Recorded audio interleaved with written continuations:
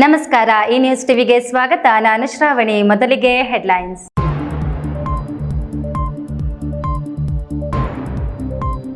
ಅರಣ್ಯ ಇಲಾಖೆಯ ಗೋಲ್ಮಾಲ್. ಸ್ಕಂದಗಿರಿ ಬೆಟ್ಟದ ಚಾರಣಿಗರಿಗೆ ನಕಲಿ ಟಿಕೆಟ್ ನೀಡಿ ಸರ್ಕಾರಕ್ಕೆ ಕೋಟ್ಯಾಂತರ ರು ವಂಚನೆ. ಬ್ರಹ್ಮಾಂಡ ಭ್ರಷ್ಟಾಚಾರ. ಕುಡಿದ ಅಮಲಿನಲ್ಲಿ ಸರ್ಕಾರಿ ಆಸ್ಪತ್ರೆ ಸಿಬ್ಬಂದಿ ಮೇಲೆ ಹಲ್ಲೆ. ಪುಂಡರನ್ನ ಬಂಧಿಸುವಂತೆ ಆಗ್ರಹಿಸಿ ಡಾಕ್ಟರ್ಗಳು ಸಿಬ್ಬಂದಿಯಿಂದ ಪ್ರತಿಭಟನೆ. ದುಡ್ಡು ಬ್ಲಡ್ ಒಂದೆಡೆ ಶೇಖರಣೆಯಾದ್ರೆ ಜಾಡ್ಯಕ್ಕೆ ಕಾರಣವಾಗುತ್ತೆ. ಸತ್ಕಾರ್ಯಗಳಿಗೆ ವಿನಿಯೋಗುವುದು ಒಂದು ಯೋಗ. ಶ್ರೀ ಮಧುಸೂದನ್ ಸಾಯಿ. ಯೋಧರ ಕುಟುಂಬಸ್ಥರಿಗೆ ಇಸಿಎಚ್ಎಸ್ ಆಸ್ಪತ್ರೆ ನಿರ್ಮಾಣಕ್ಕೆ ಜಾಗ ಗುರುತಿಸಲಾಗಿದ್ದು ಶೀಘ್ರವೇ ಹಸ್ತಾಂತರಿಸಲಾಗುವುದು. ಜಿಲ್ಲಾಧಿಕಾರಿ ಅಕ್ರಮ್ ಪಾಷಾ.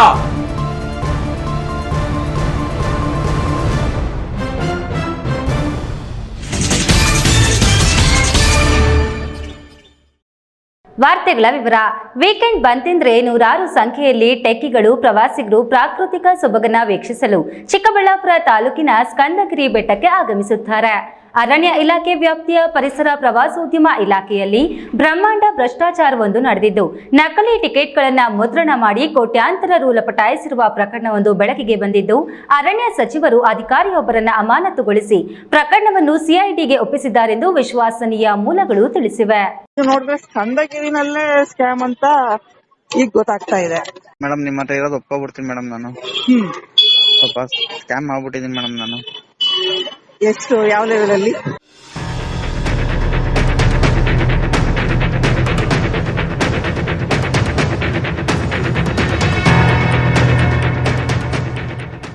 ಅರಣ್ಯ ಇಲಾಖೆ ವ್ಯಾಪ್ತಿಗೆ ಒಳಪಡುವ ಪರಿಸರ ಪ್ರವಾಸೋದ್ಯಮದಲ್ಲಿ ಬ್ರಹ್ಮಾಂಡ ಭ್ರಷ್ಟಾಚಾರ ನಡೆದಿದೆ ಎಂಬ ವಾಸನೆ ಹೊರಗೆ ಬರಲು ಶುರುವಾಗಿದೆ.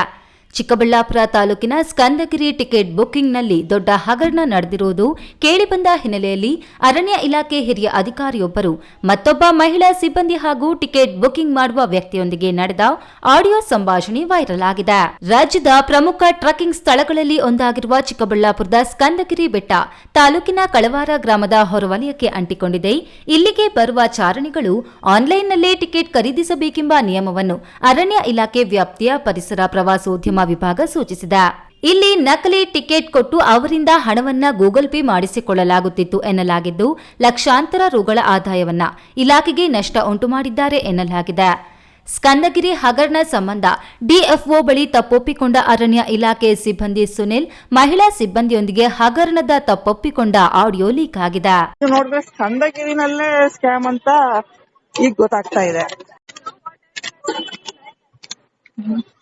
ಮೇಡಮ್ ನಿಮ್ಮ ಹತ್ರ ಇರೋದು ಒಪ್ಕೊಬಿಡ್ತೀನಿ ಮೇಡಮ್. ನಾನು ಸ್ವಲ್ಪ ಸ್ಕ್ಯಾಮ್ ಮಾಡ್ಬಿಟ್ಟಿದ್ದೀನಿ ಮೇಡಮ್. ನಾನು ಎಷ್ಟು, ಯಾವ ಲೆವೆಲ್ ಅಲ್ಲಿ?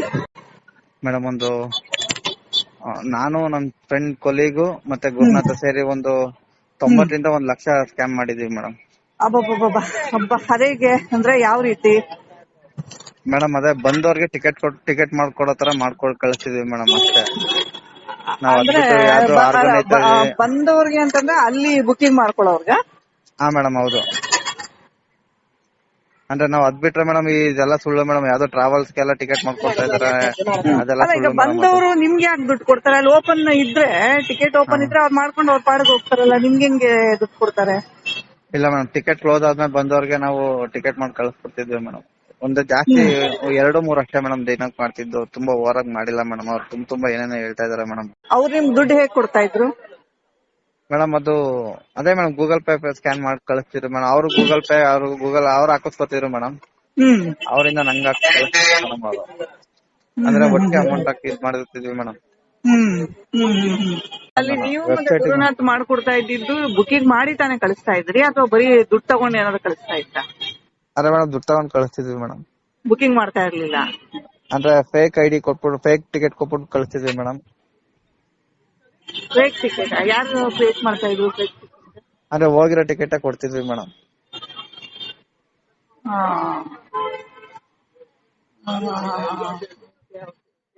ಸ್ಕಂದಗಿರಿ ಬೆಟ್ಟಕ್ಕೆ ಟ್ರಕ್ಕಿಂಗ್ ಟಿಕೆಟ್ ಬುಕಿಂಗ್ ರಿಸರ್ವ್ ಮಾಡುವ ವಿಚಾರದಲ್ಲಿ ಪ್ರವಾಸೋದ್ಯಮ ಇಲಾಖೆ ಪ್ರತಿನಿತ್ಯ 300 ಟ್ರಕ್ಕಿಂಗ್ ಟಿಕೆಟ್ಗಳನ್ನು ರಿಸರ್ವ್ ಮಾಡಲಾಗುತ್ತದೆ. ಟಿಕೆಟ್ ಕ್ಲೋಸ್ ಆದ ಮೇಲೆಯೂ ನಕಲಿ ಟಿಕೆಟ್ ನೀಡಿ ಚಾರಣಕ್ಕೆ ಕಳುಹಿಸುತ್ತಿದ್ದ ಸಿಬ್ಬಂದಿ ಗೂಗಲ್ ಪೇ, ಫೋನ್ ಪೇ ಮೂಲಕ ಹಣ ವಸೂಲಿ ಮಾಡುತ್ತಿದ್ದ ಎನ್ನಲಾಗಿದ್ದು, ಒಂದು ಟಿಕೆಟ್ ಬೆಲೆ 607 ರೂಪಾಯಿಗೆ ನಿಗದಿ ಮಾಡಿತ್ತು ಎನ್ನಲಾಗಿದೆ. ಸ್ಕಂದಗಿರಿ ವೆಬ್ಸೈಟ್ ನಿರ್ವಾಹಕ ಸುನಿಲ್, ಅಕೌಂಟೆಂಟ್ ವಾಣಿಶ್ರೀ, ಸ್ವಾಗತಗಾರ ಶಿವರಾಜ್ ಗುರುನಾಥ್ ಶ್ರೀಕಲಾ ಹಗರಣದಲ್ಲಿ ಭಾಗಿಯಾಗಿದ್ದಾರೆನ್ನುವುದು ಗೊತ್ತಾಗಿದ್ದು, ಹಲವಾರು ತಿಂಗಳುಗಳಿಂದ ಹಗರಣ ನಡೆದಿರುವುದು ಅನುಮಾನ ಹೊರಗೆ ಬಂದಿದೆ.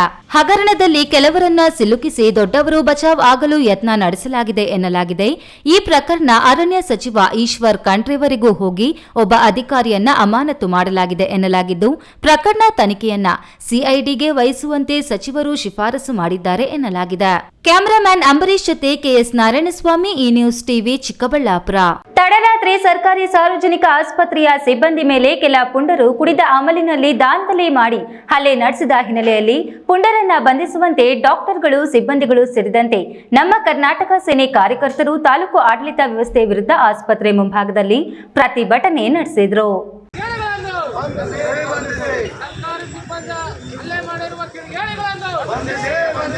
ತಡರಾತ್ರಿ 2 ಬೈಕ್ಗಳ ನಡುವೆ ಅಪಘಾತವಾಗಿ ಚಿಕಿತ್ಸೆಗೆಂದು ಮಾಲೂರು ತಾಲೂಕು ಸಾರ್ವಜನಿಕ ಆಸ್ಪತ್ರೆಗೆ ಬಂದಿದ್ದಾರೆ. ಮೊದಲು ಬಂದ ಗಾಯಾಳುಗೆ ಪ್ರಥಮ ಚಿಕಿತ್ಸೆ ಪಡೆದ ನಂತರ ಆಂಬ್ಯುಲೆನ್ಸ್ಗೆ ಕರೆ ಮಾಡಿ ಜಿಲ್ಲಾ ಆಸ್ಪತ್ರೆಗೆ ತೆರಳಿದ್ದಾರೆ.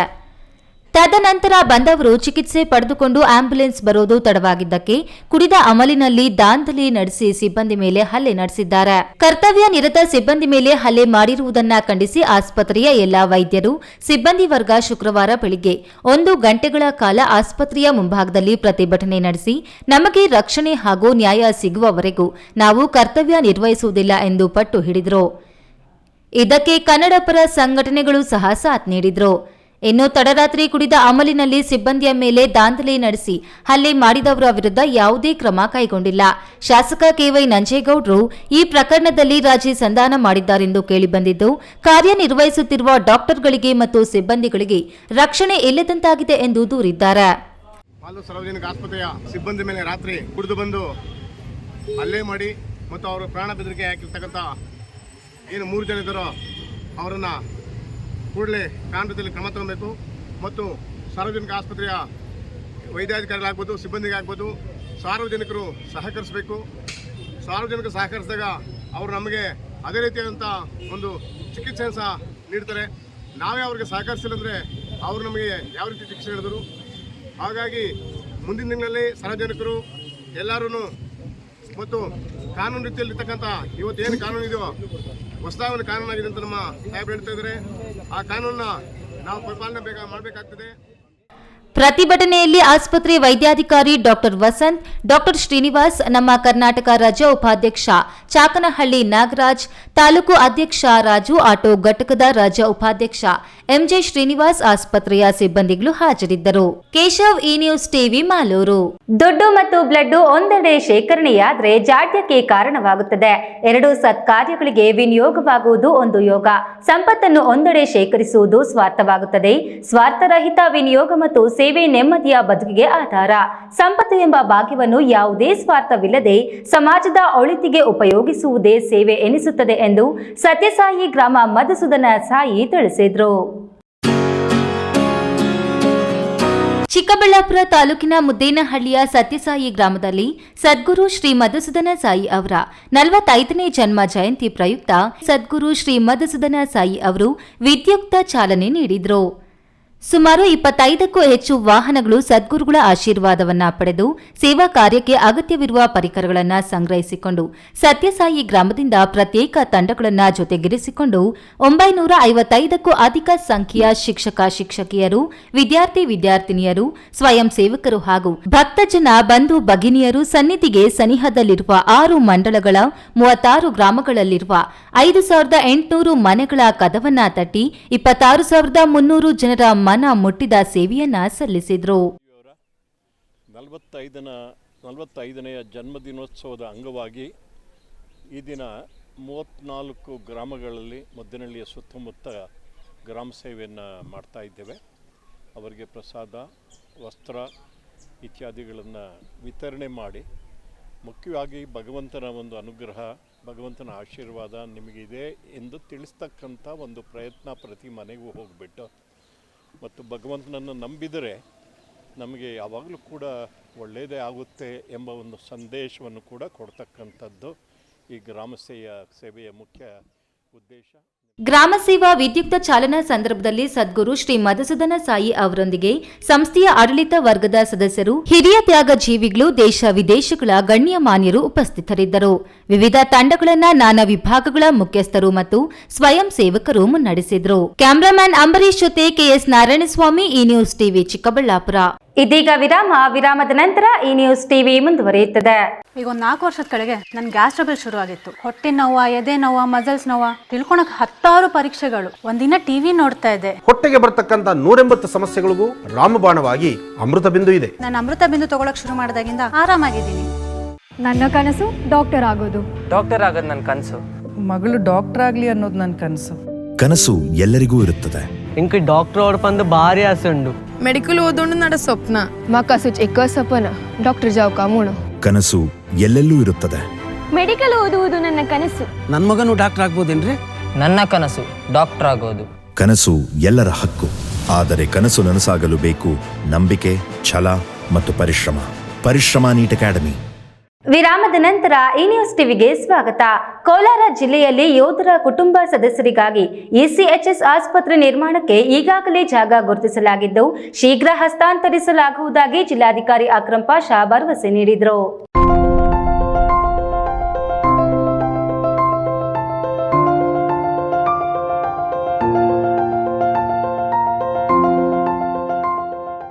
ಕೋಲಾರ ನಗರದ ಟೇಕಲ್ ರಸ್ತೆಯಲ್ಲಿನ ಡಾಕ್ಟರ್ ಅಂಬೇಡ್ಕರ್ ಮಕ್ಕಳ ಉದ್ಯಾನವನದಲ್ಲಿ ಶುಕ್ರವಾರ ಕೋಲಾರ ಜಿಲ್ಲಾ ಮಾಜಿ ಯೋಧರ ಟ್ರಸ್ಟ್ ವತಿಯಿಂದ ಆಯೋಜಿಸಿದ್ದ 25ನೇ ಕಾರ್ಗಿಲ್ ವಿಜಯೋತ್ಸವ ಕಾರ್ಯಕ್ರಮವನ್ನು ಜಿಲ್ಲಾಧಿಕಾರಿ ಅಕ್ರಮ್ ಪಾಷಾ ಉದ್ಘಾಟಿಸಿ ಮಾತನಾಡಿ, 15 ದಿನಗಳ ಒಳಗಾಗಿ ಕೋಲಾರ ಜಿಲ್ಲೆಯಲ್ಲಿನ ಯೋಧರ ಕುಟುಂಬ ಸದಸ್ಯರಿಗಾಗಿ ಇಸಿಎಚ್ಎಸ್ ಆಸ್ಪತ್ರೆ ನಿರ್ಮಾಣಕ್ಕೆ ಈಗಾಗಲೇ ಜಾಗ ಗುರುತಿಸಲಾಗಿದ್ದು, ಶೀಘ್ರವಾಗಿ ಹಸ್ತಾಂತರಿಸಲಾಗುವುದು.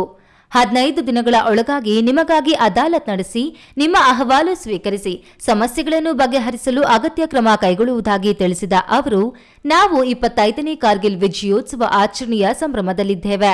ಭಾರತ ಎಂದಿಗೂ ತಲೆ ತಗ್ಗಿಸುವುದಿಲ್ಲ. ಭಾರತ ಸದೃಢವಾಗಿದ್ದು ಯಾವುದೇ ಪರಿಸ್ಥಿತಿಯನ್ನು ಎದುರಿಸುವ ಮಟ್ಟಕ್ಕೆ ನಾವು ತಲುಪಿದ್ದೇವೆ ಎಂದ ಅವರು, ಕೋಲಾರದಲ್ಲಿಯೂ ಸಹ ಯೋಧರು, ಮಾಜಿ ಯೋಧರು, ವಿದ್ಯಾರ್ಥಿಗಳು ಸೇರಿ ಆಚರಣೆ ಮಾಡುತ್ತಿರುವುದು ಶ್ಲಾಘನೀಯ ಎಂದರು. ಕಾರ್ಗಿಲ್ ಏನಿದೆ ಇದರ ಒಂದು ಸಂಭ್ರಮಾಚರಣೆಯನ್ನು ನಾವು ಮಾಡ್ತಾ ಇದ್ದೀವಿ. ಇದನ್ನು ನಾವು ಕಮೆಮೊರೇಟ್ ಮಾಡ್ತಾ ಇದ್ದೀವಿ. 25 ವರ್ಷ ಇವತ್ತಿಗೆ ಆಗಿದೆ. ಇಂಥ ಸಂದರ್ಭದಲ್ಲಿ ನಿಮ್ಮೆಲ್ಲರಿಗೆ ಶುಭಾಶಯಗಳನ್ನು ಹೇಳೋದಕ್ಕೆ ಇಷ್ಟಪಡ್ತೀವಿ. ಮಾತನಾಡಿದೆ, ಮೊದಲನೇದಾಗಿ ಆಸ್ಪತ್ರೆಗೆ ನಾವು ಜಾಗವನ್ನು ಕೊಡಬೇಕು. ಈಗಾಗಲೇ ಐಡೆಂಟಿಫೈ ಮಾಡಿದ್ದೀವಿ. ಶಾರ್ಟ್ಲಿ ಅದನ್ನು ನಿಮಗೆ ಹ್ಯಾಂಡ್ ಓವರ್ ಮಾಡ್ತೀವಿ. ಜೊತೆಗೆ ಒಂದು 15 ದಿವಸದ ಒಳಗಡೆ ಒಂದು ಅದಾಲತನ್ನು ಮಾಡ್ತೇನೆ. ನಿಮ್ಮ ಏನೇನು ಅಹವಾಲುಗಳಿದ್ದಾವೆ ಎಲ್ಲ ಅಹವಾಲುಗಳನ್ನು ಆ ಅದಾಲತ್ ದಿವಸ ನಮಗೆ ಕೊಡಿ. ನಾವು ಪ್ರಾಮಾಣಿಕವಾದಂಥ ಪ್ರಯತ್ನವನ್ನು ಮಾಡಿ. ಕಾರ್ಯಕ್ರಮದಲ್ಲಿ ಭಾಗವಹಿಸಿದ್ದ ಗಣ್ಯರು, ಮಾಜಿ ಯೋಧರು, ವಿದ್ಯಾರ್ಥಿಗಳು ಯುದ್ಧ ಸ್ಮಾರಕಕ್ಕೆ ಪುಷ್ಪ ನಮನ ಹಾಗೂ ವೀರ ಯೋಧರಿಗೆ ಶ್ರದ್ಧಾಂಜಲಿ ಸಲ್ಲಿಸಿದರು. ಈ ಸಂದರ್ಭದಲ್ಲಿ ಎಸ್ಪಿ ಭಿ ನಿಖಿಲ್, ನಗರಸಭೆ ಪೌರಾಯುಕ್ತ ಶಿವಾನಂದ, ಮಾಜಿ ಯೋಧರ ಟ್ರಸ್ಟ್ ಅಧ್ಯಕ್ಷ ಎಚ್ ಜಗನ್ನಾಥನ್, ನಗರಸಭೆ ಸದಸ್ಯ ಮುರಳೀಗೌಡ ಮತ್ತಿತರರು ಉಪಸ್ಥಿತರಿದ್ದರು. ಸತೀಶ್, ಈ ನ್ಯೂಸ್ ಟಿವಿ, ಕೋಲಾರ.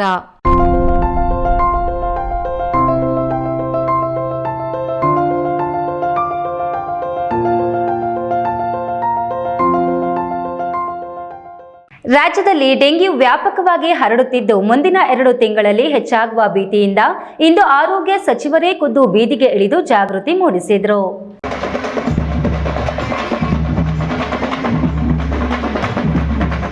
ದಿನೇ ದಿನೇ ಡೆಂಗ್ಯೂ ಪ್ರಕರಣಗಳು ರಾಜ್ಯದಲ್ಲಿ ಹೆಚ್ಚುತ್ತಿದ್ದು, ಸಾರ್ವಜನಿಕರಿಗೆ ಅರಿವು ಮೂಡಿಸುವ ಸಲುವಾಗಿ ಖುದ್ದು ಆರೋಗ್ಯ ಸಚಿವ ದಿನೇಶ್ ಗುಂಡೂರಾವ್ ಬೀದಿಗೆ ಇಳಿದು ಸಾರ್ವಜನಿಕರಿಗೆ ಅರಿವು ಮೂಡಿಸಿದರು.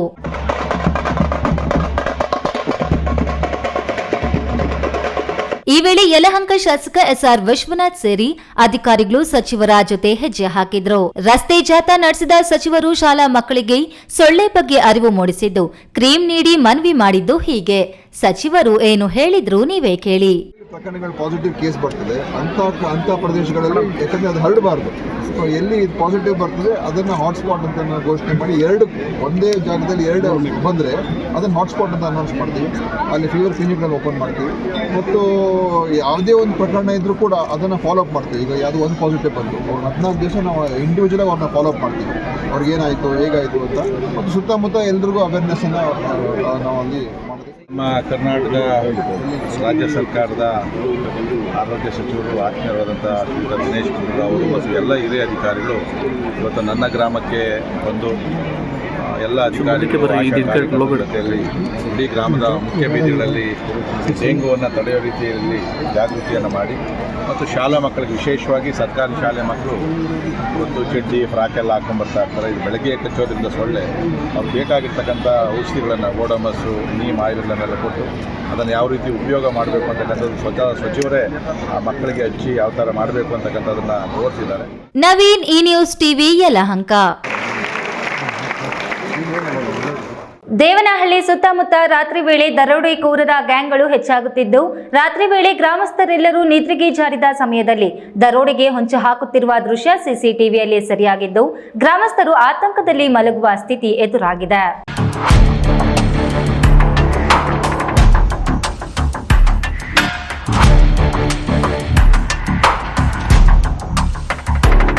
ದೇವನಹಳ್ಳಿ ತಾಲೂಕಿನ ದೇವನಹಳ್ಳಿ ಪೊಲೀಸ್ ಸರಹದ್ದಿನಲ್ಲಿರುವ ದೊಡ್ಡಪ್ಪನಹಳ್ಳಿ ಗ್ರಾಮದಲ್ಲಿ ಕಳೆದ ಭಾನುವಾರ ರಾತ್ರಿ ದರೋಡೆಕೋರರಿಬ್ಬರು ಮುಖಕ್ಕೆ ಮಾಸ್ಕ್ ಧರಿಸಿಕೊಂಡು ರಾತ್ರಿ ವೇಳೆ ದರೋಡೆ ಮಾಡಲು ಹೊಂಚು ಹಾಕುತ್ತಿದ್ದ ದೃಶ್ಯ ಸಿಸಿ ಕ್ಯಾಮೆರಾದಲ್ಲಿ ಸೆರೆಯಾಗಿದೆ.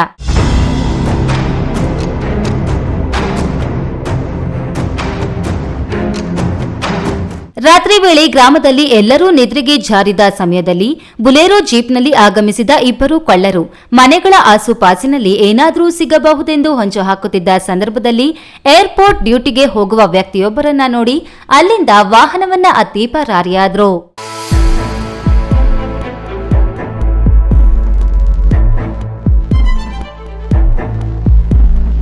ಹಿಂದೆಯೇ ಹಿಂಬಾಲಿಸಿದ ವ್ಯಕ್ತಿಗೆ ಕಲ್ಲು ಎಸೆಯುತ್ತಿರುವ ಘಟನೆಯ ದೃಶ್ಯಾವಳಿಗಳು ತಡವಾಗಿ ಬೆಳಕಿಗೆ ಬಂದಿದೆ. ಇತ್ತೀಚೆಗೆ ದರೋಡೆಕೋರರ ಗ್ಯಾಂಗ್ಗಳು ಹೆಚ್ಚಾಗುತ್ತಿದ್ದು, ರಾತ್ರಿ ವೇಳೆ ದನ ಕರುಗಳನ್ನು ಕದಿಯಲು ಹೊಂಚು ಹಾಕಲು ಬಂದಿರಬಹುದು ಎಂಬ ಶಂಕೆ ಗ್ರಾಮದಲ್ಲಿ ವ್ಯಕ್ತವಾಗಿದೆ. ದರೋಡೆಕೋರರ ಸಿಸಿ ದೃಶ್ಯಾವಳಿಗಳನ್ನು ನೋಡಿದ ಗ್ರಾಮಸ್ಥರು ರಾತ್ರಿ ಸಮಯದಲ್ಲಿ ಆತಂಕದಲ್ಲಿ ಮಲಗುವ ಸ್ಥಿತಿ ಇದೀಗ ಗ್ರಾಮದಲ್ಲಿ ಎದುರಾಗಿದೆ. ಹೈದರ್ ಸಾಬ್, ಈ ನ್ಯೂಸ್ ಟಿವಿ, ದೇವನಹಳ್ಳಿ.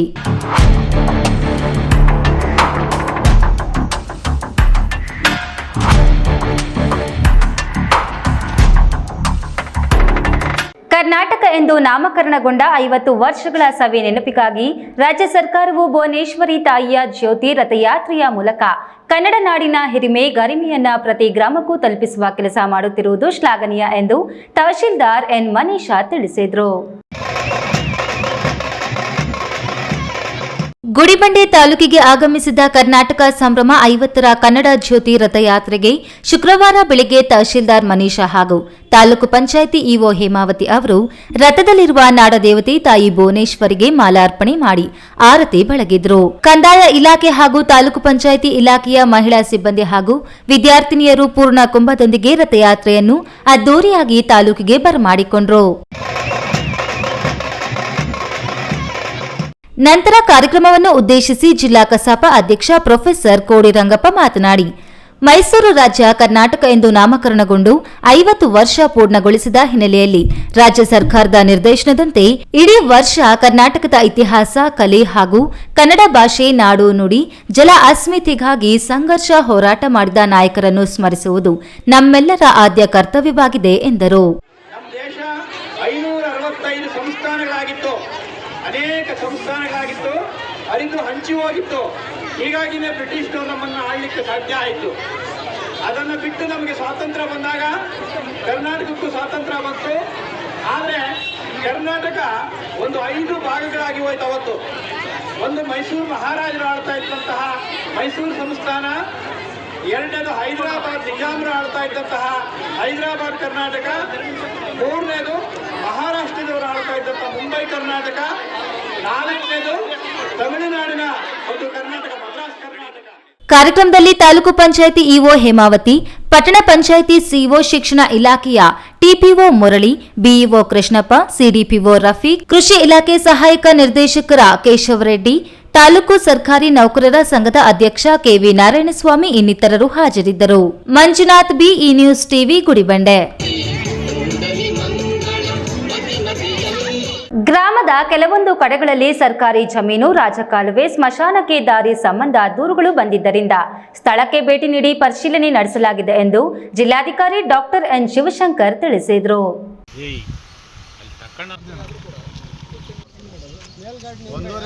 ಬೆಂಗಳೂರು ಗ್ರಾಮಾಂತರ ಜಿಲ್ಲೆ ದೇವನಹಳ್ಳಿ ತಾಲೂಕಿನ ಬೈಜಾಪುರ ಗ್ರಾಮದ ಸ್ಮಶಾನದ ಜಾಗ ಮತ್ತು ಇತರೆಡೆ ಸ್ಥಳ ಪರಿಶೀಲನೆ ನಡೆಸಿ ಜಿಲ್ಲಾಧಿಕಾರಿ ಡಾಕ್ಟರ್ ಎನ್ ಶಿವಶಂಕರ್ ಮಾತನಾಡಿ, ಕೆಲವೊಂದು ಜಾಗಗಳಲ್ಲಿ ರಾಜ ಕಾಲುವೆಗಳು ಬಹಳ ದಿನಗಳಿಂದ ನೆಲ ಸಮಗೊಂಡಿರುವುದು ಇದೆ.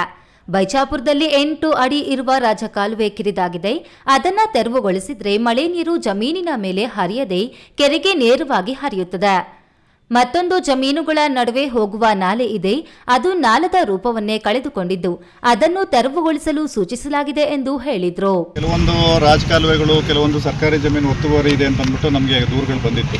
ಸೊ ಹಾಗಾಗಿ ನಾನು ಹಿಂದೆ ತಹಶೀಲ್ದಾರ್ಗೆ ಒಂದು ನಿರ್ದೇಶನ ಕೊಟ್ಟಿದ್ದು. ತಹಶೀಲ್ದಾರ್, ADLR, DDLR ಅವರೆಲ್ಲ ಈಗಾಗಲೇ ಬಂದಿಲ್ಲಿ ಸರ್ವೆ ಎಲ್ಲ ಮಾಡಿದ್ರು. ಕೆಲವೊಂದು ಅದಕ್ಕೆ ನಾನು ವೈಯಕ್ತಿಕವಾಗಿ ನೋಡಲಿಕ್ಕೆ ಇವತ್ತು ಬಂದಿದ್ದೀನಿ ಇಲ್ಲಿ. ಕೆಲವೊಂದು ಜಾಗದಲ್ಲಿ ಒತ್ತುವರಿ ಏನಾಗಿದೆ, ಕೆಲವೊಂದು ಜಾಗದಲ್ಲಿ ರಾಜಕಾಲುವೆಗಳು ಭಾಳ ದಿನಗಳಿಂದ ಮಣ್ಣು ಮುಚ್ಚಿಕೊಂಡು ಅದು ಲೆವೆಲ್ ಆಗಿರೋಂಥದ್ದು ಕೂಡ ಇದೆ. ಅದನ್ನು ನಾನು ನೋಡಿದೆ, ಇಲ್ಲಿ ಬೈಚಾಪುರದಲ್ಲಿ ಒಂದು ಕಡೆ ನೋಡಿದೆ. ಹಾಗೆ ಭಾಳಷ್ಟು ಕಡೆ ಅಂತದೆ. ಇನ್ನೊಂದು ಕೆಲವು ಗ್ರಾಮದಲ್ಲಿ ಅಲ್ಲೇ ಬೈಚಾಪುರದಲ್ಲೇ ಒಂದು ಸುಮಾರು 8 ಅಡಿ ಇರೋಂಥದ್ದು ನಾಲೆ ಕಿರಿದಾಗಿದೆ, ಒಂದು 4 ಅಡಿಗೆ ಆಗಿದೆ. ಅದನ್ನು ಸ್ವಲ್ಪ ಓಪನ್ ಮಾಡಿದ್ರೆ ನಾವು ಮಳೆ ನೀರು ಜಮೀನು ಮೇಲೆ ಹೋಗೋದಿಲ್ಲ, ಸೀದಾ ಕೆರೆಗೆ ಹೋಗುವಂಥದ್ದು ಆಗ್ತದೆ. ಮತ್ತೊಂದು ಯಾವುದೋ ಜಮೀನುಗಳ ನಡುವೆ ಹೋಗುವಂಥದ್ದು ಒಂದು ನಾಲ ಇದೆ, ಅದು ಕಾಣಿಸ್ತಾನೆ ಇಲ್ಲ, ನಾಲ ರೂಪನೇ ಕಳ್ಕೊಂಡಿದೆ. ಅದನ್ನು ಕೂಡ ನಾವು ಓಪನ್ ಅಪ್ ಮಾಡ್ಲಿಕ್ಕೆ ಹೇಳಿದ್ದೀನಿ ನಾನು. ನಾಳೆ ಹಿಂದೆ ಎಲ್ಲ. ಈ ಸಂದರ್ಭದಲ್ಲಿ tahsildar Shivaraj, DDLR Santosh, ADLR Siddaramaiah, RI Maheshachar, surveyor Shivanna, Somareddy, Bhojanayak, BDO Gangaraju ಮತ್ತಿತರರು ಹಾಜರಿದ್ದರು. Haider Sab, E news TV, Devanahalli. ಮನೆಗೆ ನಡೆದುಕೊಂಡು ಹೋಗುತ್ತಿದ್ದ ಒಂಟಿ ಮಹಿಳೆಯ ಕತ್ತಿನಲ್ಲಿದ್ದ ಚಿನ್ನದ ಮಾಂಗಲ್ಯ ಸರವನ್ನು ಕದ್ದು ಕಳ್ಳರು ಪರಾರಿಯಾಗಿರುವ ಘಟನೆ ಚಿಂತಾಮಣಿ ನಗರ ಠಾಣೆ ವ್ಯಾಪ್ತಿಯಲ್ಲಿ ಗುರುವಾರ ಸಂಜೆ ನಡೆದಿದೆ.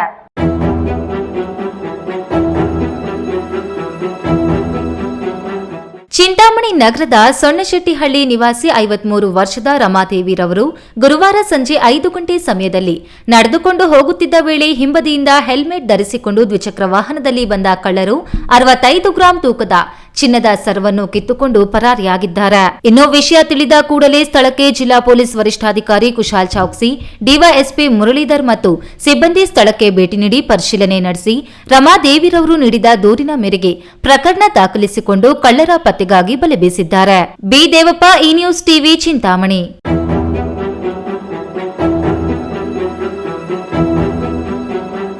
ಜನರಿಗೆ ಜಾಗೃತಿ ಮೂಡಿಸಲು ಸರಿಯಾದ ಮಾಹಿತಿ ತಲುಪಿಸಲು ಮಾಧ್ಯಮ ಬೇಕು. ಸಮಾಜದಲ್ಲಿನ ತಪ್ಪುಗಳನ್ನು ಹೊರತರಲು ಜೊತೆಯಾಗಿ ಕೆಲಸ ಮಾಡೋಣ ಎಂದು ಜಿಲ್ಲಾ ಪೊಲೀಸ್ ವರಿಷ್ಠಾಧಿಕಾರಿ ನಿಖಿಲ್ ಹೇಳಿದರು.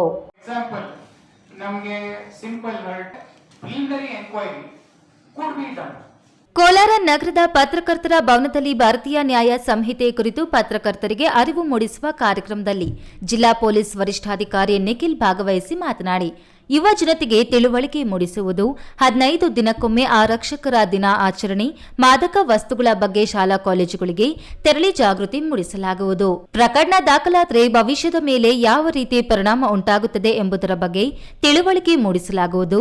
ಪ್ರಾಥಮಿಕ ಶಾಲಾ ಮಕ್ಕಳನ್ನು ಠಾಣೆಗೆ ಕರೆಯಿಸಿ ತೆರೆದ ಮನೆ ಕಾರ್ಯಕ್ರಮ ನಡೆಸಲಾಗುವುದು ಎಂದರು.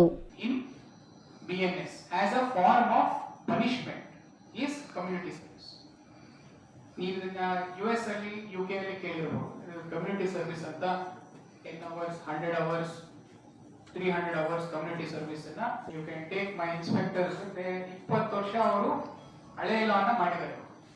ಈಗ ಸಡನ್ ಆಗಿ when we have to shift to the new law, it will take us some time. So we are also ever evolving. ವೇದಿಕೆಯಲ್ಲಿ ಪತ್ರಕರ್ತರ ಸಂಘದ ಅಧ್ಯಕ್ಷ ಬಿವಿ ಗೋಪಿನಾಥ್, ರಾಜ್ಯ ಕಾರ್ಯಕಾರಿ ಸಮಿತಿ ಸದಸ್ಯರಾದ ಕೆಎಸ್ ಗಣೇಶ್, ವಿ ಮುನಿರಾಜು, ಸಂಘದ ಪ್ರಧಾನ ಕಾರ್ಯದರ್ಶಿ ಎಸ್ಕೆ ಚಂದ್ರಶೇಖರ್, ಖಜಾಂಚಿ ಎಜಿ ಸುರೇಶ್ ಕುಮಾರ್ ಸೇರಿದಂತೆ ಪತ್ರಕರ್ತರು ಹಾಜರಿದ್ದರು. Satish, E news TV, Kolar. ಇದೀಗ ವಿರಾಮದ ನಂತರ ಇ ನ್ಯೂಸ್ ಟಿವಿ ಮುಂದುವರಿಯುತ್ತದೆ. ಜೈನ್ ಮಿಷನ್ ಆಸ್ಪತ್ರೆ ಜೈನ್ ಮಿಷನ್ ಟ್ರಸ್ಟ್ನ ಲಾಭರಹಿತ ಉಪಕ್ರಮ. ಕರ್ನಾಟಕ ರಾಜ್ಯ ಬೀಜ ನಿಗಮ ಪಕ್ಕ, ಬಿಬಿ ರಸ್ತೆ, ಚಿಕ್ಕಬಳ್ಳಾಪುರ. ದಶಕಗಳಿಂದ ಆರೋಗ್ಯ ಕ್ಷೇತ್ರದಲ್ಲಿ ಲಾಭರಹಿತವಾಗಿ ಸೇವೆ ಸಲ್ಲಿಸುತ್ತಿರುವ ಜೈನ್ ಮಿಷನ್ ಆಸ್ಪತ್ರೆ ದಿನದ 24 ಗಂಟೆ ತುರ್ತು ಚಿಕಿತ್ಸೆಯಿಂದ ಹಿಡಿದು ಎಲ್ಲಾ ಕಾಯಿಲೆಗಳಿಗೂ ಇಲ್ಲಿ ಚಿಕಿತ್ಸೆ ಲಭ್ಯ. ದೂರವಾಣಿ ಸಂಖ್ಯೆ 08156295108. ತುರ್ತು ಸಹಾಯವಾಣಿ 6364464470. ಮಕ್ಕಳ ಹೈಯರ್ ಎಜುಕೇಶನ್, ಮಗಳ ಮದುವೆ, ಕನಸಿನ ಸ್ವಂತ ಮನೆ, ಇಷ್ಟಕ್ಕೆಲ್ಲ ಹಣ ಹೇಗ್ ಹೊಂದ್ಸೋದು ಅಂತ ಟೆನ್ಷನ್ ಅಲ್ಲಿದ್ದೀರಾ? ಇರೋ ಚಿನ್ನನ ಅಡ ಇಡೋಕ್ ಹೋದ್ರೆ ಬಡ್ಡಿ ಮೇಲ್ ಬಡ್ಡಿ ಕಟ್ಬೇಕು. ಬೇಡ, ಮಾರ್ಬಿಡೋಣ ಅಂದ್ರೆ ಅರ್ಧ ಬೆಲೆ ಕೇಳ್ತಾರೆ ಅನ್ನೋ ಆತಂಕದಲ್ಲಿದ್ದೀರಾ? ಟೆನ್ಷನ್ ಬಿಡಿ, ಹಿಂದೆ ಹಿಂದೂಸ್ತಾನ್ ಗೋಲ್ಡ್ ಕಂಪನಿಗೆ ಬನ್ನಿ. ನೀವ್ ಅಡ ಇಟ್ಟಿರೋ ಚಿನ್ನವನ್ನ ಬಿಡಿಸ್ತಾರೆ ಹಾಗೂ ನಿಮ್ಮಲ್ಲಿರೋ ಚಿನ್ನವನ್ನ ಇಂದಿನ ಆನ್ಲೈನ್ ಬೆಲೆಗೆ ಕೊಂಡುಕೊಂಡು ತಕ್ಷಣ ನಿಮ್ ಬಾಕಿ ಹಣ ಕೊಡ್ತಾರೆ. ಹಿಂದೂಸ್ತಾನ್ ಗೋಲ್ಡ್ ಕಂಪನಿ, ಇದು ನಿಮ್ಮ company. Hindustan gold company, it's your company.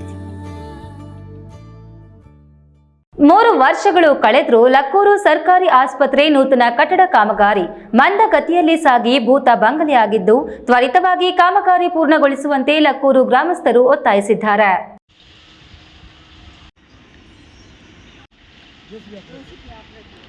Malur taluk Lakkur ಗ್ರಾಮದಲ್ಲಿ ಬ್ರಿಟಿಷರ ಕಾಲದಲ್ಲಿ ನಿರ್ಮಾಣವಾದ ಸರ್ಕಾರಿ ಆಸ್ಪತ್ರೆ ಕಟ್ಟಡ ಸಂಪೂರ್ಣ ಶಿಥಿಲಗೊಂಡಿದ್ದು, ನೂತನ ಆಸ್ಪತ್ರೆಗೆ 3 ವರ್ಷಗಳ ಹಿಂದೆ 1,80,00,000 ರು ವೆಚ್ಚದಲ್ಲಿ ಕಾಮಗಾರಿ ಪ್ರಾರಂಭಿಸಿದ್ರು. ಆದರೆ ಕಾಮಗಾರಿ ಪೂರ್ಣಗೊಳಿಸದೆ ಕಾಣೆಯಾಗಿರೋ ಗುತ್ತಿಗೆದಾರ ಇದುವರೆಗೂ ಸಹ ಇತ್ತ ಕಡೆ ಗಮನ ಹರಿಸಿಲ್ಲ. ಈ ಕಟ್ಟಡ ಸಂಪೂರ್ಣ ಕಳಪೆ ಕಾಮಗಾರಿ ನಡೆದಿದ್ದು, ಶಾಸಕ ಕೆವೈ ನಂಜೇಗೌಡರು ಸಹ ಈ ಕಟ್ಟಡಕ್ಕೆ ಭೇಟಿ ನೀಡಿ ಗುತ್ತಿಗೆದಾರನಿಗೆ ತರಾಟೆಗೆ ತೆಗೆದುಕೊಂಡು ಕಾಮಗಾರಿ ಪೂರ್ಣಗೊಳಿಸಲು ಸೂಚಿಸಿದ್ದರಾದರೂ ಗುತ್ತಿಗೆದಾರ ಕ್ಯಾರೆ ಎನ್ನದೆ ಸರ್ಕಾರಿ ಹಣ ಪೋಲಾಗಿ ಯಾವ ಉಪಯೋಗಕ್ಕೆ ಬಾರದಂತೆ ಈ ಕಟ್ಟಡ ಭೂತ ಬಂಗಲೆಯಾಗಿದೆ. ಇನ್ನು ಲಕ್ಕೂರು ಹೋಬಳಿ ಕೇಂದ್ರದಲ್ಲಿ ಜನಸಂಖ್ಯೆ ಹೆಚ್ಚು ಹೊಂದಿರುವ ಕಾರಣ ಆಸ್ಪತ್ರೆಗೆ 24 ಗಂಟೆ ವೈದ್ಯರು ಬೇಕಾಗಿದೆ. ಈಗಿರುವ ವೈದ್ಯರು ಸರಿಯಾಗಿ ರೋಗಿಗಳನ್ನ ತಪಾಸಣೆ ಮಾಡದೆ ಬೇಕಾಬಿಟ್ಟಿಯಾಗಿ ಕೆಲಸ ಮಾಡುತ್ತಿದ್ದಾರೆ ಎಂಬ ಆರೋಪ ಸಹ ಕೇಳಿಬಂದಿದ್ದು, ಈ ಕೂಡಲೇ ನೂತನ ಕಟ್ಟಡ ವಿಳಂಬ ಮಾಡದೆ ತ್ವರಿತಗತಿಯಲ್ಲಿ ಕಾಮಗಾರಿ ಪ್ರಾರಂಭಿಸಿ ನುರಿತ ವೈದ್ಯರನ್ನು ಲಕ್ಕೂರು ಆಸ್ಪತ್ರೆಗೆ ನೀಡಬೇಕು. ಇಲ್ಲವಾದರೆ ಉಗ್ರ ಹೋರಾಟ ನಡೆಸಲಾಗುವುದು ಎಂದು ಸಂಘರ್ಷ ಸಮಿತಿ ಅಂಬೇಡ್ಕರ್ ವಾದ ಜಿಲ್ಲಾ ಸಂಚಾಲಕ ವೆಂಕಟೇಶ್ ಎಚ್ಚರಿಕೆ ನೀಡಿದರು. ಒಂದು ಲಕ್ಕೂರು ಗ್ರಾಮಕ್ಕೆ ಹೋಬಳಿ ಕೇಂದ್ರಕ್ಕೆ ಸಾರ್ವಜನಿಕ ಆಸ್ಪತ್ರೆ ಒಂದು ಸ್ಯಾಂಕ್ಷನ್ ಆಗುತ್ತೆ. ಇದುವರೆಗೂ 2-3 ವರ್ಷಗಳಾಗಿದೆ ಸ್ಯಾಂಕ್ಷನ್ ಆಗಿ. ಆ ಒಂದು ಕಟ್ಟಡಕ್ಕೆ ಏನು ಇನಾಗ್ರೇಷನ್ ಒಂದು ಇದು ಬಂದಿಲ್ಲ ಇನ್ನು. ಹಂಗಾಗಿ ಮಾನ್ಯ ಸ್ಥಳೀಯ ಶಾಸಕರು ಮೊನ್ನೆ ಬಂದಿದ್ರು, ಭೇಟಿ ಕೊಟ್ಟಿದ್ರು. ಆದರೆ ಶಾಸಕರು ಬಂದೋಗಿ 15 ದಿನ ಆದರೂ ಆ ಕಾಮಗಾರಿ ಇನ್ನೂ ಪ್ರಾರಂಭ ಆಗಿಲ್ಲ. ವೈದ್ಯರು ಏನಾಗಿದ್ದಾರೆ, ಅವರು ಸಮಯಕ್ಕೆ ಬಂದು ಸಮಯಕ್ಕೆ ಹೋಗ್ತಾರೆ. ಅದು ಕೂಡ ಸಾರ್ವಜನಿಕ ವಲಯದಲ್ಲಿ ಏನಪ್ಪ ಕೇಳಪಡಿಸ್ತಾರೆ ಅಂದರೆ ಸರಿಯಾಗಿ ಟ್ರೀಟ್ಮೆಂಟ್ ಕೊಡ್ತಾ ಇಲ್ಲ ಅಂತ ಒಂದು ಬರ್ತಾ ಇದೆ. ಆಸ್ಪತ್ರೆ ಪೂರ್ಣಗೊಂಡಿಲ್ಲ ಅಂದರೆ ನಾವು ಉಗ್ರವಾದ ಹೋರಾಟ ಏನು ಗುತ್ತಿಗೆದಾರರ ವಿರುದ್ಧ ಹೋರಾಟ ಹಮ್ಮಿಕೊಳ್ತೀವಿ ಅಂತ ಈ ಸಂದರ್ಭದಲ್ಲಿ ಕರ್ನಾಟಕ ದಲಿತ ಸಂಘರ್ಷ ಸಮಿತಿ ಅಂಬೇಡ್ಕರ್ ವಾದ ಸಂಘಟನೆಯಿಂದ ಒತ್ತಾಯ ಮಾಡ್ತಾರೆ. ಈ ಸಂದರ್ಭದಲ್ಲಿ ತಾಲೂಕು ಪ್ರಧಾನ ಸಂಚಾಲಕರು ಬರಕೂರು ಶಂಕರ್, ಮಹಿಳಾ ಸಂಚಾಲಕಿ ಚಂದ್ರಮ್ಮ, ರೈತ ಸಂಘದ ಉಪಾಧ್ಯಕ್ಷ ನಾರಾಯಣಪ್ಪ, ಮಹಿಳಾ ಘಟಕದ ರಮ್ಯಾ, ಜ್ಯೋತಿ, ಮುನಿಯಮ್ಮ, ಮಂಜಮ್ಮ ಸೇರಿದಂತೆ ಹಲವರು ಹಾಜರಿದ್ದರು. ಕೇಶವ್, ಈ ನ್ಯೂಸ್ ಟಿವಿ, ಮಾಲೂರು. ಸ್ವಾತಂತ್ರ್ಯ ಬಂದು 75 ವರ್ಷಗಳು ಕಳೆದರೂ ದಲಿತರ ಕೇರಿಗೆ ದಾರಿ ಇಲ್ಲದೆ ಪರದಾಡುತ್ತಿದ್ದು, ಒತ್ತುವರಿಯಾಗಿದ್ದ ಭೂಮಿಯನ್ನ 3-4 ಬಾರಿ ಸರ್ವೆ ಮಾಡಿದರೂ ಒತ್ತುವರಿ ತೆರವುಗೊಳಿಸಲು ಅಧಿಕಾರಿಗಳು ವಿಫಲರಾಗಿದ್ದಾರೆ ಎಂದು ಗ್ರಾಮಸ್ಥರು ದೂರಿದರು.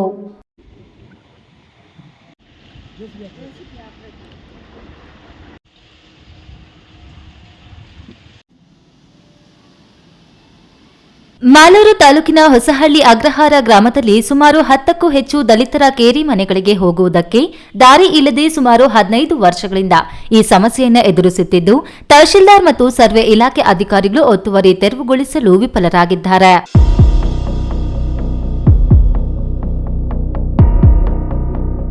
ಜಿಲ್ಲಾಧಿಕಾರಿಗಳು ಒತ್ತುವರಿ ತೆರವಿಗೆ ಆದೇಶ ಮಾಡಿದ್ರು. ತಹಶೀಲ್ದಾರ್ ಕೆ ರಮೇಶ್ ರವರು 3-4 ಬಾರಿ ಗ್ರಾಮಕ್ಕೆ ಭೇಟಿ ನೀಡಿದ್ರು. ರಾಜಕೀಯ ಕುತಂತ್ರದಿಂದ ಸಮಸ್ಯೆ ಬಗೆಹರಿಸಿಲ್ಲ.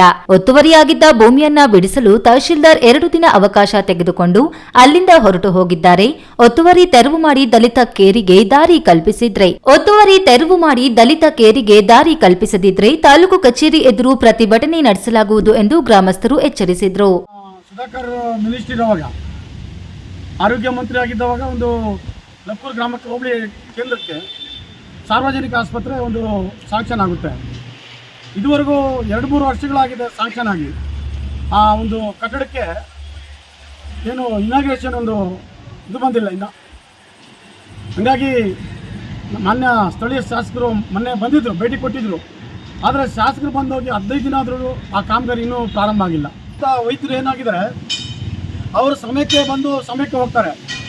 ಅದು ಕೂಡ ಸಾರ್ವಜನಿಕ ವಲಯದಲ್ಲಿ ಏನಪ್ಪ ಕೇಳ್ಪಡಿಸ್ತಾರೆ ಅಂದರೆ, ಸರಿಯಾಗಿ ಟ್ರೀಟ್ಮೆಂಟ್ ಕೊಡ್ತಾ ಇಲ್ಲ ಅಂತ ಒಂದು ಬರ್ತಾ ಇದೆ, ಮಾಹಿತಿಗಳು ನಮಗೆ ಲಭ್ಯ ಆಗ್ತಾ ಇದೆ. ಆದ್ದರಿಂದ ಒಳ್ಳೆ ಒಂದು ವೈದ್ಯರು ಬೇಕು ನಮಗೆ. ಈ ಸಂದರ್ಭದಲ್ಲಿ ತಹಶೀಲ್ದಾರ್ ರಮೇಶ್, ಆರ್ಐ ನಾರಾಯಣಸ್ವಾಮಿ, ವಿಎ ಶರತ್, ಸರ್ವೆ ಇಲಾಖೆ ಅಧಿಕಾರಿ ಸಿದ್ದರಾಜು ಇನ್ನು ಮುಂತಾದವರು ಹಾಜರಿದ್ದರು. Keshav, E news TV, Malur. ಇದೀಗ ಸಂಕ್ಷಿಪ್ತ ಸುದ್ದಿಗಳು. ಚೇಳೂರು ತಾಲೂಕು ಪುಲಗಲ್ ಗ್ರಾಮ ಪಂಚಾಯಿತಿ ಅಧ್ಯಕ್ಷ ಸ್ಥಾನಕ್ಕೆ ಚುನಾವಣೆ ನಡೆದು ಮತಗಳು ಸರಿಸಮಾನಾಗಿ ಬಿದ್ದಿದ್ದರಿಂದ ಎಲ್ಲರ ಒಪ್ಪಿಗೆಯಂತೆ ಚೀಟಿ ಎತ್ತುವ ಮೂಲಕ ಲಾಟರಿ ಹಾಕಿದಾಗ ಎಂಟಿ ವೆಂಕಟರಮಣಗೆ ಲಾಟರಿ ಒಲಿದು ಅಧ್ಯಕ್ಷರಾಗಿ ಆಯ್ಕೆಯಾದರು. ಚೇಳೂರು ತಹಶೀಲ್ದಾರ್ ಎವಿ ಶ್ರೀನಿವಾಸುಲು ನಾಯ್ಡು ಚುನಾವಣಾ ಅಧಿಕಾರಿಯಾಗಿ ಕಾರ್ಯನಿರ್ವಹಿಸಿದ್ರು. ನಂತರ ಚೇಳೂರು ತಾಲೂಕು ಪುಲಗಲ್ ಗ್ರಾಮ ಪಂಚಾಯಿತಿಯ ಕಾಂಗೈ ಬಣದ ನಲಸಾನಂಪಲ್ಲಿ ಎಂಟಿ ವೆಂಕಟರಮಣ ಅಧ್ಯಕ್ಷರಾಗಿ ಗೆಲುವು ಸಾಧಿಸಿದ್ದರಿಂದ ಕಾಂಗೈ ಬಣದ ಮುಖಂಡರು, ಅಪಾರ ಕಾರ್ಯಕರ್ತರುಗಳು ವಿಜಯೋತ್ಸವವನ್ನ ನಡೆಸಿದ್ರು. ವಿಜಯೋತ್ಸವದಲ್ಲಿ ಚೇಳೂರು ತಾಲೂಕು ಕಾಂಗೈ ಬಣದ ಹಿರಿಯ ಮುಖಂಡರಾದ ಪಿ ರಾಧಾಕೃಷ್ಣ ಮಾತನಾಡಿ, ನೂತನ ಅಧ್ಯಕ್ಷರು ಶಾಸಕರ ಗ್ರಾಮ ಪಂಚಾಯಿತಿ ಸದಸ್ಯರುಗಳ ಸಹಕಾರದಿಂದ ಈ ಭಾಗದಲ್ಲಿ ಗ್ರಾಮ ಪಂಚಾಯಿತಿಯ ಅಭಿವೃದ್ಧಿ ಕಾರ್ಯಕ್ರಮಗಳು ಮಾಡುತ್ತಾರೆ. ಅವರಿಗೆ ಬೆಂಬಲ ನೀಡಿದ ಗ್ರಾಮ ಪಂಚಾಯಿತಿ ಸದಸ್ಯರಿಗೆ, ಕಾರ್ಯಕರ್ತರಿಗೆ ಕೃತಜ್ಞತೆಗಳು ಹೇಳಿದ್ರು.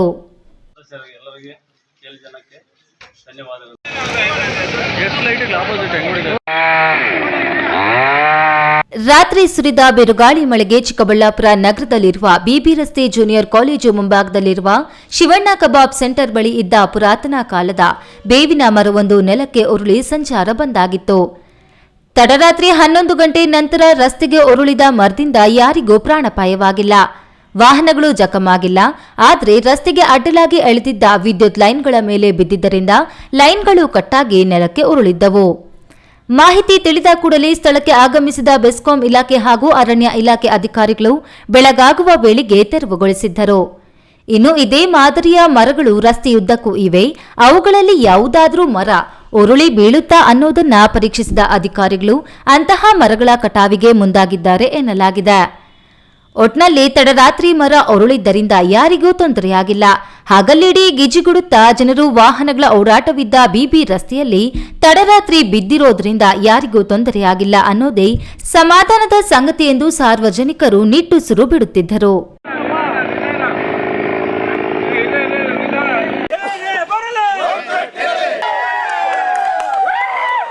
ಕರ್ನಾಟಕ ರಾಜ್ಯ ಅನುಮತಿ ಪಡೆದ ವಿದ್ಯುತ್ ಗುತ್ತಿಗೆದಾರರ ಸಂಘದ ಚಿಕ್ಕಬಳ್ಳಾಪುರ ಜಿಲ್ಲಾ ಅಧ್ಯಕ್ಷರಾಗಿ ಗೀತಾ ಎಲೆಕ್ಟ್ರಿಕ್ಸ್ನ ಟಿಎಸ್ ಬಾಬು ಆಯ್ಕೆಯಾಗಿದ್ದು, ಹಾಲಿ ಅಧ್ಯಕ್ಷ ನರಸಿಂಹಮೂರ್ತಿ ಅವರನ್ನ 53 ಮತಗಳ ಅಂತರದಿಂದ ಸೋಲಿಸಿದ್ದಾರೆ.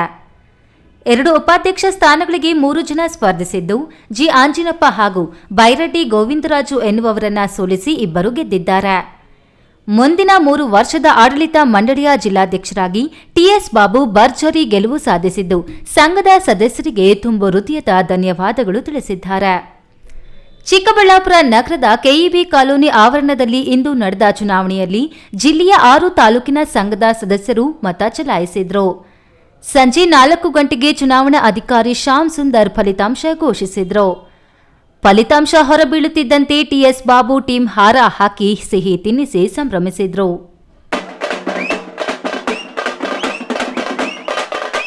ಕೊನೆಯದಾಗಿ ಮತ್ತೊಮ್ಮೆ ಹೆಡ್ಲೈನ್ಸ್.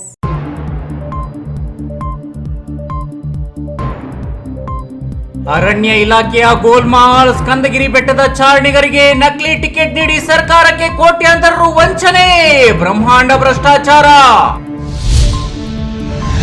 ಕುಡಿದ ಅಮಲಿನಲ್ಲಿ ಸರ್ಕಾರಿ ಆಸ್ಪತ್ರೆ ಸಿಬ್ಬಂದಿ ಮೇಲೆ ಹಲ್ಲೆ, ಪುಂಡರನ್ನ ಬಂಧಿಸುವಂತೆ ಆಗ್ರಹಿಸಿ ಡಾಕ್ಟರ್ಗಳು ಸಿಬ್ಬಂದಿಯಿಂದ ಪ್ರತಿಭಟನೆ. ದುಡ್ಡು, ಬ್ಲಡ್ ಒಂದೆಡೆ ಶೇಖರಣೆಯಾದ್ರೆ ಜಾಡ್ಯಕ್ಕೆ ಕಾರಣವಾಗುತ್ತೆ, ಸತ್ಕಾರ್ಯಗಳಿಗೆ ವಿನಿಯೋಗುವುದು ಒಂದು ಯೋಗ, ಶ್ರೀ ಮಧುಸೂದನ್ ಸಾಯಿ. ಯೋಧರ ಕುಟುಂಬಸ್ಥರಿಗೆ ಇಸಿಎಚ್ಎಸ್ ಆಸ್ಪತ್ರೆ ನಿರ್ಮಾಣಕ್ಕೆ ಜಾಗ ಗುರುತಿಸಲಾಗಿದ್ದು ಶೀಘ್ರವೇ ಹಸ್ತಾಂತರಿಸಲಾಗುವುದು. ಜಿಲ್ಲಾಧಿಕಾರಿ ಅಕ್ರಮ್ ಪಾಷಾ.